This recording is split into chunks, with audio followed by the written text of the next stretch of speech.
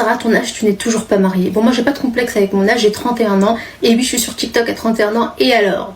La réponse est très simple. Vous croyez vraiment que vos mariages donnent envie? Pas du tout. Vous êtes là, vous rentrez le soir, vous rejoignez votre mari ou vous rejoignez votre femme alors que toute la journée, vous avez communiqué avec vos ex, vous avez pensé à vos ex ou même pour les plus culottés d'entre vous, vous avez été voir vos ex. Au final, vous êtes mariés. Pourquoi? Pour le regard de vos parents, de votre famille en général, vos amis, la société quoi. En fait, vous êtes mariés pour pas qu'on dise que vous êtes désespérés et que vous allez finir vieille fille. Donc c'est quel genre de mariage que vous êtes en train de tenir?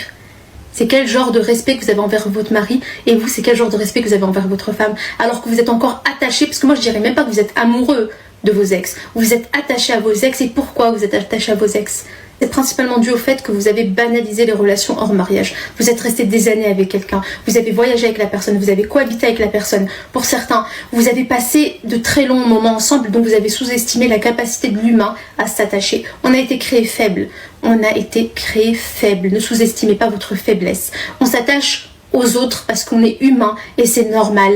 Donc ne banalisez pas le fait de rester des années avec une personne en pensant vous détacher complètement de la personne du jour au lendemain. Non. Et ce n'est pas forcément de l'amour, c'est de l'attachement. Ça peut être même de la dépendance affective parce que vous avez besoin en fait de vous attacher à quelqu'un. Donc ne croyez pas que si vous n'arrivez pas à oublier vos ex que c'est forcément de l'amour.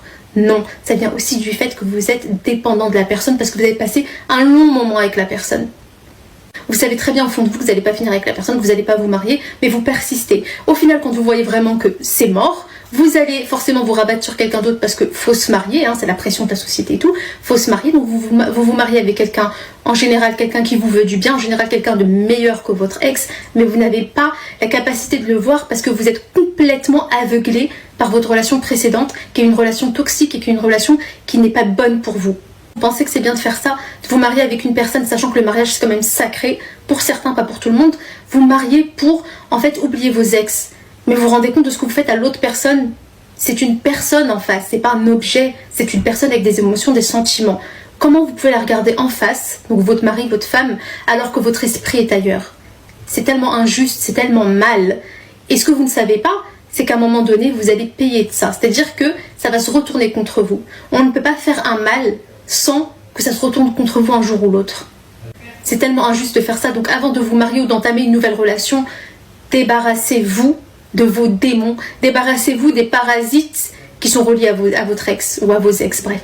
Faites le ménage, apprenez à vous connaître vous-même, apprenez à vous aimer vous-même, comme ça vous ne subirez jamais de dépendance affective. Et là, vous allez apprendre à connaître une nouvelle personne. Ne tardez pas dans la relation parce que vous ne connaîtrez jamais réellement une personne tant que vous ne serez pas marié avec. Donc, tant qu'elle présente cette personne-là des caractéristiques qui sont très importantes pour vous, mariez-vous. Votre temps est tellement précieux et votre amour est d'une valeur inestimable. Ne le donnez pas à tout le monde.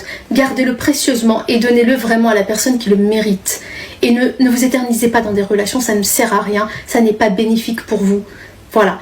On sait très bien quand une personne nous convient, on sait très bien quand une personne n'est pas bonne pour nous. Arrêtez de vous autodétruire, vous méritez tellement mieux que ça.